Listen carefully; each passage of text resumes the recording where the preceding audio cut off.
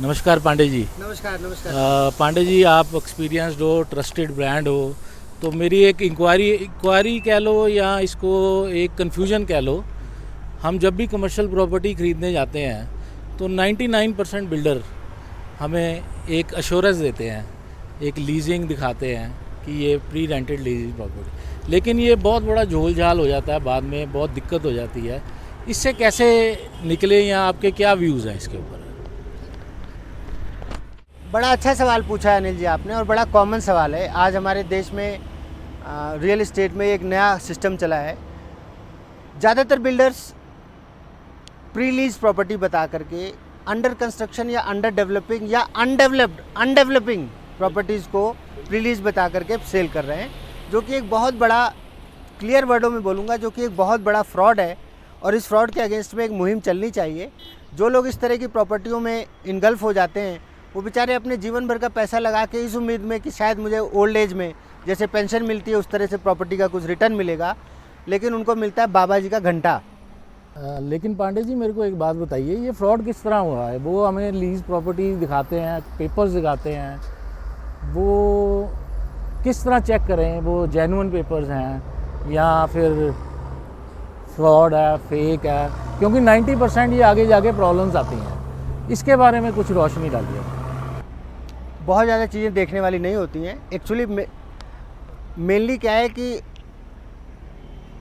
ये जो एलओआईज होती हैं, ये एलओआईज का एक प्रोफेशन चल रहा है।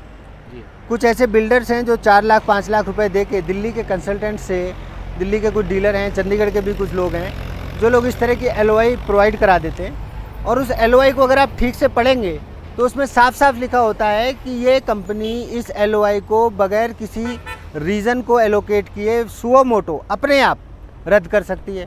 तो आपको कब्जा मिलने से जस्ट 4 महीने पहले आपको बिल्डर के यहाँ से फ़ोन आएगा, उन्हीं मैडम का जिन्होंने कॉल किया था ना, सर आइए हम आपको प्रॉपर्टी दिखाना चाहते हैं, हमारी कंपनी बहुत अच्छा डेवलप कर रही है। वही बिल्डर के यहाँ से फ़ोन आएगा और फिर वो कहेंगे कि और सर कैसा है इन्वेस्टमेंट, आपका तो रेट ही बहुत बढ़ गया है प्रॉपर्टी का, क्योंकि अब उसकी एलओआई कैंसिल हो चुकी है। तो वो आपको बातों में इन्वॉल्व करेंगे कि आपकी प्रॉपर्टी का रेट बहुत बढ़ गया है और आपको एक खुशखबरी देखनी थी कि जो कंपनी ने आपसे पहले साइन किया था। फॉर एग्जांपल, अगर आपको दिखाया गया था कि पिज़्ज़ा हट खुल रहा है, तो बोलेंगे पिज़्ज़ा हट ने अभी ना लोकेशन चेंज कर दिया, उनको लग रहा है कि यहाँ उनकी सेल कम आएगी या उनको हमारा रेंटल ज़्यादा लग रहा है, आपको हम जो रेंट दिला रहे थे वो उनको ज़्यादा लग रहा है, तो वो इस लोकेशन को चेंज करके किसी और लोकेशन में चले गए और फिर वो आपसे कहते हैं कि आप कोई दूसरी ब्रांड ले लीजिए।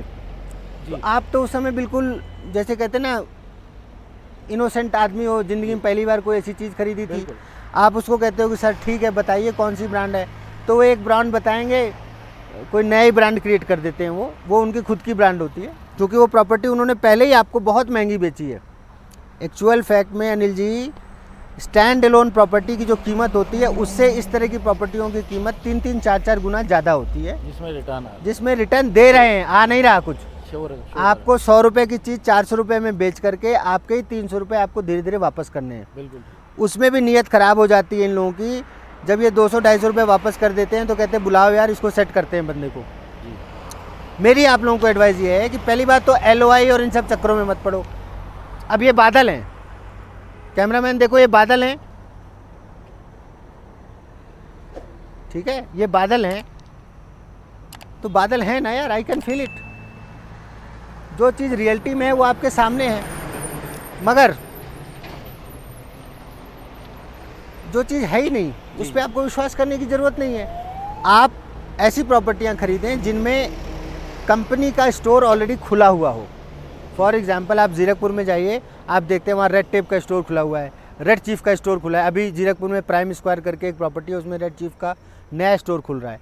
आप ऐसी प्रॉपर्टियां खरीदो, उसमें 2 लाख रुपए रेंट, 2 लाख से ऊपर रेंट आना है। अगर वो प्रॉपर्टी आपको 4 करोड़ की भी मिलती है, 4.5 करोड़ की भी मिलती है, तो वायबल है।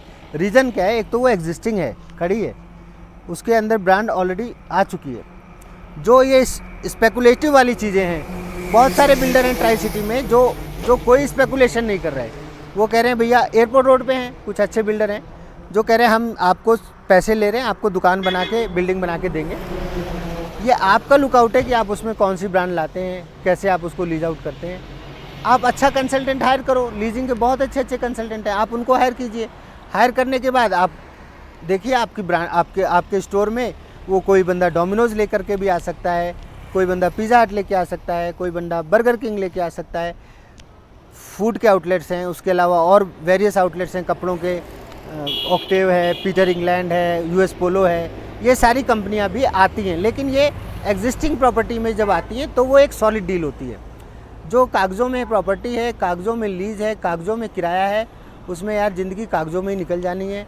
आपको प्रॉपर्टी मिलने के बाद फिर वो खाली हो जाती है, फिर वो बिल्डर थोड़े दिन आपको रिटर्न देता है और आप उसकी मेहरबानी के मोहताज हो जाते हैं। तो मेरी आपसे यही सलाह है अनिल जी कि इस टाइप की प्रॉपर्टीज़ एक्चुअल फैक्ट में अवॉइड करनी चाहिए। मतलब आपके कहने का भाव ये है कि हमें अंडर कंस्ट्रक्शन प्रॉपर्टी नहीं खरीदनी चाहिए। कंस्ट्रक्शन बिल्कुल खरीदनी चाहिए सर, पर अंडर कंस्ट्रक्शन प्रॉपर्टी में कोई सपना अगर जोड़ के बेचा जा रहा है और उस सपने की कीमत आपसे ली जा रही है, वो नहीं लेनी चाहिए। आपको अंडर कंस्ट्रक्शन प्रॉपर्टी खरीदो, सिंपल नॉर्मल स्कीम मत खरीदो ना, प्रॉपर्टी खरीदो, सपने मत खरीदो। वो कहते हैं ना सपने, हाँ, जो रियल इसीलिए इसको रियल इस्टेट कहते हैं, इसको ड्रीम इस्टेट क्यों नहीं कहते? जी जी। अब कुछ बिल्डर करें turning the dream into reality, ठीक है। अब वो कितना कन्वर्ट करें, कितना वो बंदा ड्रीम में ही चल रहा है, ये तो वही उन लोगों से आप मिलेंगे तो वही बता पाएंगे। So it is always better to purchase reality in reality. Pandey ji, हमने प्रॉब्लम तो आइडेंटिफाई कर ली, अब इसका इलाज क्या है, 2 शब्दों में बताइए। इलाज यही है कि अगर कोई बिल्डर आपको इस टाइप से गलत प्रॉमिस करके कोई प्रॉपर्टी सेल करता है, आप उसके चुंगल में फंस गए, डीलर की कंसल्टेंसी नहीं हुई आपको प्रॉपर वे से, तो उस केस में आप उस बिल्डर के अगेंस्ट 420 का मुकदमा दायर करें। लॉ में प्रावधान है। आप रेरा में जाइए, रेरा में जाके आप अपील कीजिए, रेरा की अथॉरिटीज़ इसके ऊपर एक्शन लेंगे। और इसके अलावा बेस्ट उपाय तो यही है सर कि आप इस तरह की कम्युनिकेशंस को अवॉइड कीजिए। प्रॉपर्टी वो खरीदो जो बिल्डर बना रहे हैं, जिसमें कोई स्कीम नहीं दे रहे, वो कह रहे हैं आप आइए साहब, ये रेट है, ये साइज़ है, इतने दिन में बना के दे दूंगा, दैट्स ऑल। अगर बनी हुई चीज़ है, उसमें कोई किराएदार है, उसकी कोई कम्युनिकेशन होती है, वो रिस्पेक्टफुल है। Thank you very much.